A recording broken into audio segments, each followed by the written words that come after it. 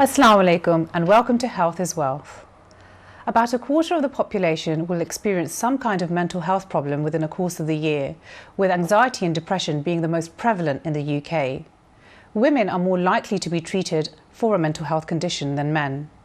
Today in the studio I have Dr. Rabia Malik, who is a consultant family therapist. Welcome to the show, Dr. Rabia. Thank you, Nadia. So, Dr. Rabia, what is mental health? Well, it's a very broad term and it really implies a health in the way that we perceive things, the way we perceive reality. But I think it's broader than that too. It's also a health in our relationships. It's a health that relates to our psychological state. So anything that makes us psychologically healthy would be called mental health. But also what it implies is when we're not mentally healthy, and then that can encompass a whole range of disorders, from anxiety to depression to obsessive compulsive disorders, to schizophrenia.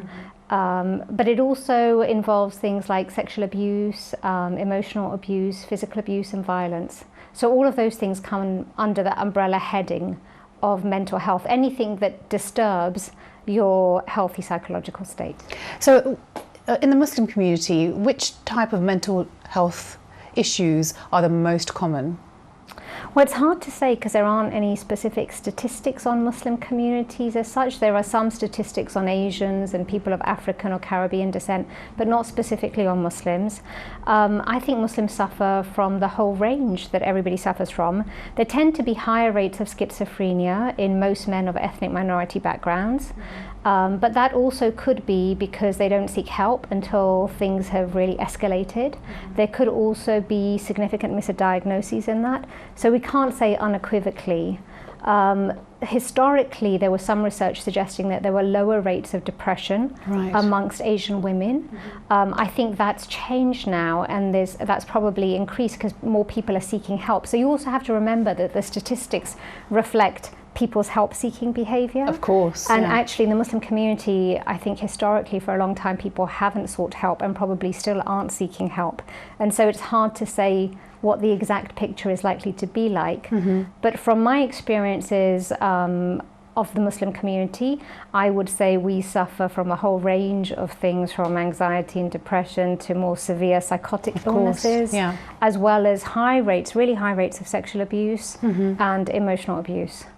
Okay, so I'd like to sort of steer our conversation and discussions a bit more towards depression. Because like you said, not very many people often report that they're feeling depressed. And depression can range from being very mild and being transient. So, you might feel depressed or blue for a few days and then, you bounce back to your normal self, to something being a bit more chronic, taking place over a longer period of time. So, it takes different faces.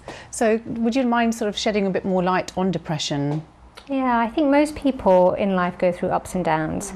So actually certain life cycle stages which don't go especially to plan for us and can often trigger periods of feeling disappointed or feeling down or feeling low. And I think that's part of life, and some people suffer that for a while and then they can pick themselves up. But some people find it hard to get out of that state, and there could be other exacerbating factors that make it worse. But anything that continues for a long period of time which starts to stop somebody's functioning and their ability to make relationships and to achieve what it is they want to, starts bordering into something that's more chronic and that needs help. So, and of course there's also, some people say there's a genetic basis, so some people suffer from severe depression, for which they say there's a biological basis.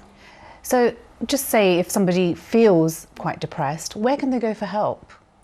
Well, there's a whole range of places. I mean, most people's first port of call is their GP because that's the gateway into services. So there's been a whole program initiated by the government called Improving Access to Psychological Services, IAPT. So technically you should be able to go to your GP and say you want to get some help for depression, and they should refer you on. And normally what people are being referred to is something like CBT to start with, which stands for cognitive behavior therapy. CBT. Does that work, CBT? Because we hear a lot of patients get referred for cognitive behavioural therapy. Has it shown to prove any benefit? And does there need to be a lot of input from the patient? Well, the evidence is largely based on large-scale clinical trials, which, to be honest, don't always include people from minority ethnic backgrounds, right. especially people where there are language barriers. Right. So wouldn't include a lot of the Muslim community. Mm-hmm. I think it can work in some cases and it's beneficial, but I don't think it works across the board. And so people shouldn't be afraid that if it's not working for them, to ask for something else. I see a lot of clients as a family therapist, and often if people see the cause of their depression as being much more connected to relationships and relationship patterns, then that can be a useful model for them. So it's really finding a model that fits and works in terms of the client's explanatory models and the way that they understand their distress. Yeah. Because there's a lot of research that shows that if there's a fit between the client's explanation for their distress and a practitioner's, then there's more likely to be an effective outcome. So aside from your GP, because I know some patients will feel a bit hesitant to go to their GP, are there any other sort of organisations where patients who feel they might be suffering from some kind of depression or anxiety could actually access?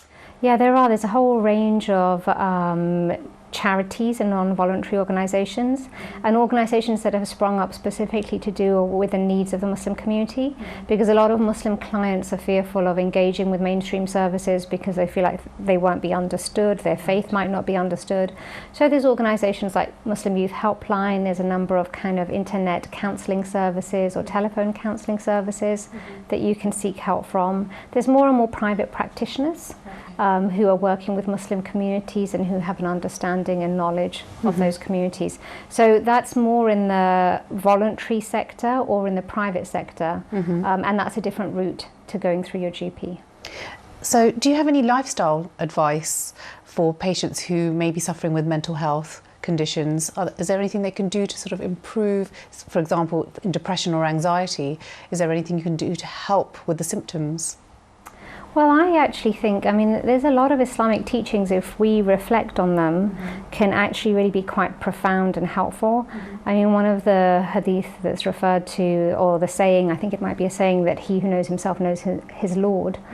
Well, I think that when these kinds of things happen in life, when we have disappointments, when we suffer anxiety or depression, it's actually symptomatic of something deeper, and it's an opportunity to really come to understand our own life, our life experiences, the way we construct and see things, what's healthy in it, what's unhealthy in it. So I think it's an opportunity to really come to know yourself and to understand yourself. I think that's one of the biggest and most beautiful journeys we can go on in life. It can be really difficult, but I think if you learn from those hardships and those difficulties, it actually gives you more resilience and resources in future life, and you come to know yourself, of course, in a much deeper way. So I think it's an opportunity.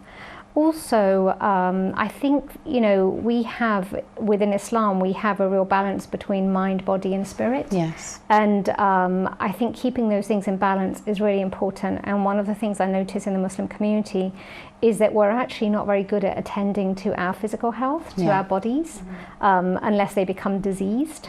And that actually there's a lot we can do, because that physical balance can really help our mental balance as well as our spiritual balance. Absolutely. Yeah. So attending to all of those, and even the mental, I think historically we haven't really attended to. We're not always very good at acknowledging the emotional impact of things on people. And I think if we become more self-aware, then actually we can have more healing within our communities. That's very sound advice. Now, that's sort of brings me on to my sort of next question.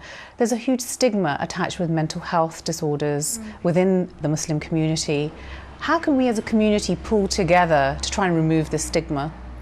Well, I think the stigma mainly stems from our, the emphasis we give to honour and standing within the community.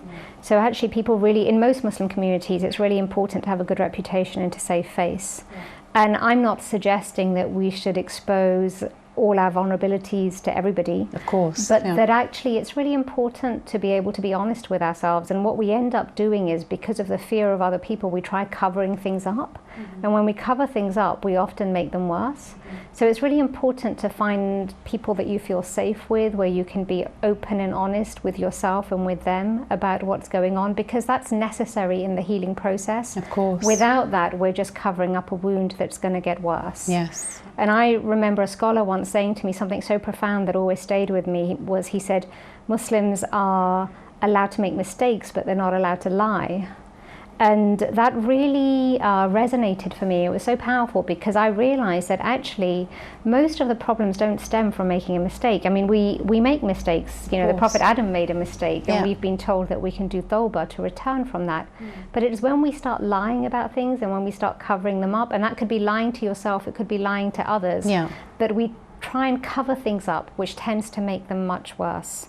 So I think as a community, if we could become less judgmental of one another and much more compassionate, it would really help, because part of the problem is that people fear being judged so much by others. Absolutely, that they can't be open and honest. And actually, if we could be open and honest, we might learn so much from each other, and it would actually help us to become more human rather than just self-righteous.